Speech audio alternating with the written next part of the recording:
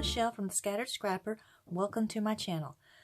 SCRAP-O-WEEN Day 11 is upon us, and today is Monday, so it's Sketchy Monday, and I will be using a sketch to scrapbook these three pictures from the Snapchat and Facebook Messenger filters from last year. And I'm going to be using this sketch right here. And I've picked out some things that I think I'm going to be able to use. So let's get started. The first thing that I'm going to do is trim my background after I get all of these papers out of the way. And I'm going to be using a little polka dotted paper that I got out of a paper pad.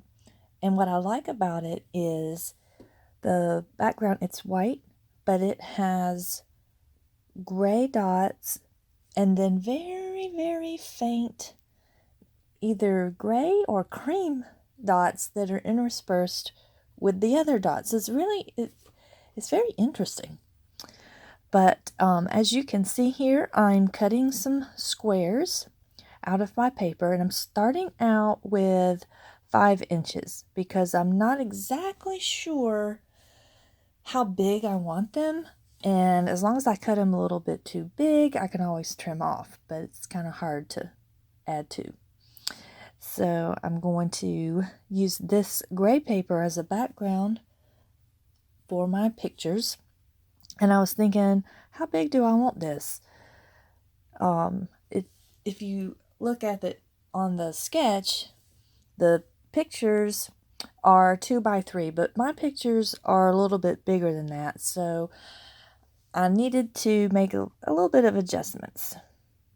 So here I'm just trimming some of the edge pieces off my pictures and making them a little bit thinner, and this one here is wider than the other two, so it's going to go right in the center of my design. I'm going to have mine kind of arched and not in all different kind of ways like in the sketch. And this one is very narrow because of it being like a screenshot, or because it's really tall, it makes it really narrow.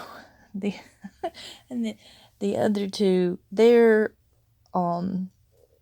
4 inches tall, and they were 3 inches wide, but I trimmed them down a little.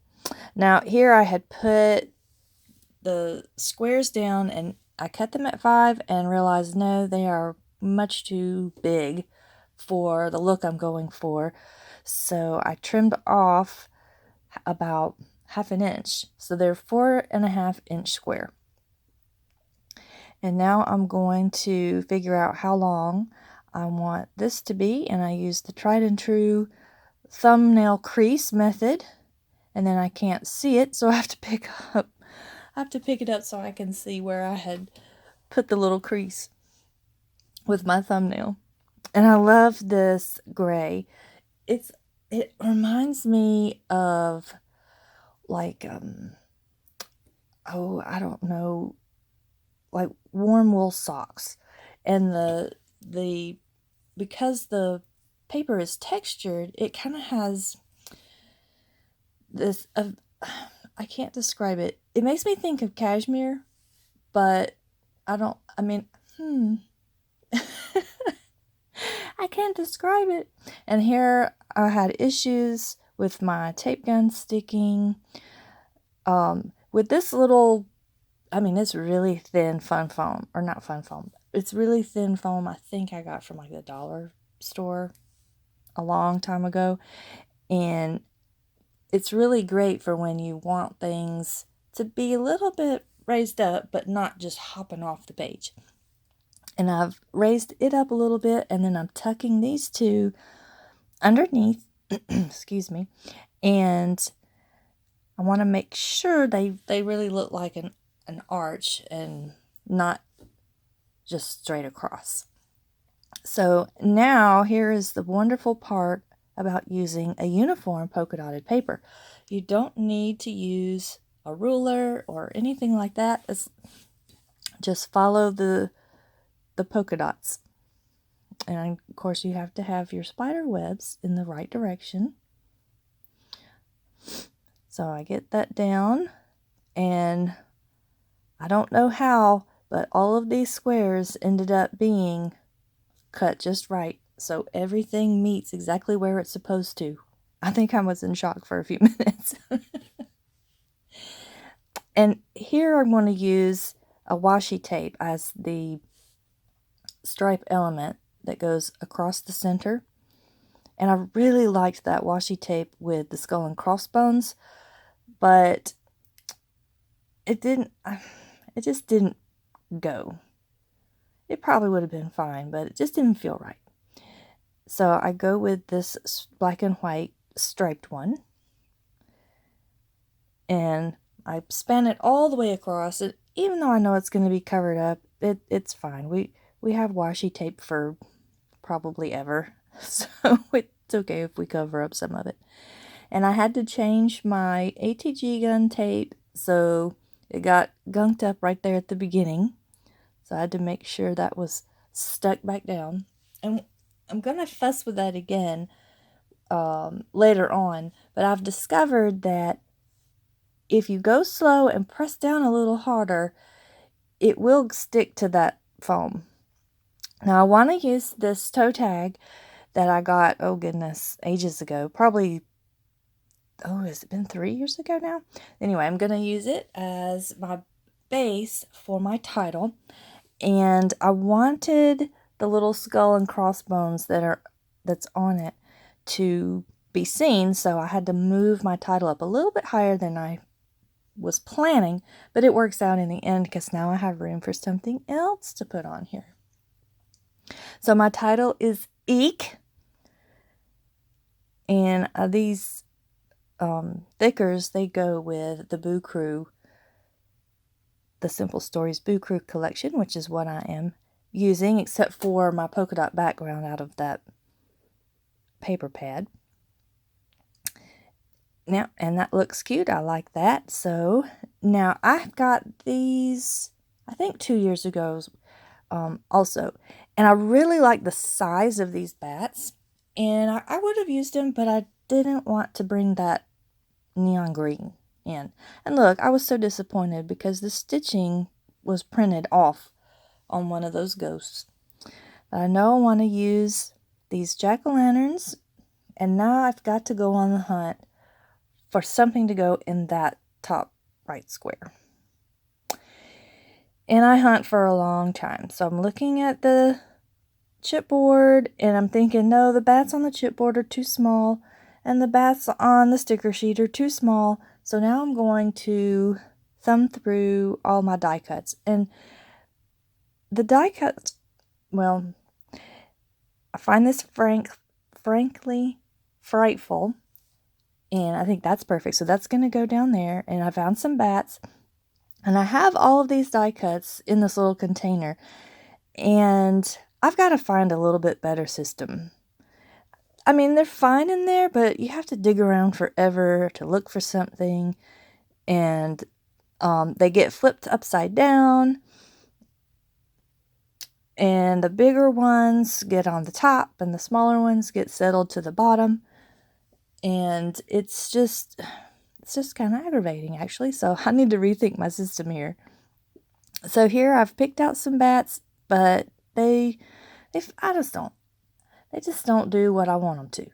And this would be great if it were smaller. That was just a felt die cut that I had cut out last year.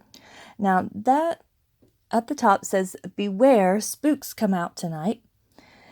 And I go back to the chipboard bats. They match the ones that are on the paper already. So I think, well, I'm going to make it work. But because I'm one that just hops around everywhere, I abandoned that for my bottom cluster. And I put this cute little sticker of flowers on the bottom. And here's where I mess with the foam again to pop the Frankfully Frightful up. And here's where I realize if I go slow and apply, you know, not like, I'm not like forcing it down, but if I'm a little bit more firm and go slow, then it sticks just fine. So then that's going to go there. And then I take forever to figure out how I want these pumpkins. Now that was cute, and unfortunately did not stick them down right then. But no, I'm going to fuss with this and figure, how do I want it? Well, that would have worked too, but no, gotta find another way. And I end up putting them basically like that. Now I should have stuck it down right then, but I figure, no, I'm going to think about that some more. So I'm going to go back and work on the bats. So I decide, instead of having them all on the square, I'm going to have it to where it looks like the bats of the paper are flying off. So I get them on there how I would like for them, and I go ahead and glue those down. And I really like how the bats are the 3 different patterns that are represented on the paper. So it really does kind of look like those bats are just flying right on off the paper. I get that stuck down. And then I put my little ghosty down. It's almost like the little ghost is the one going, eek!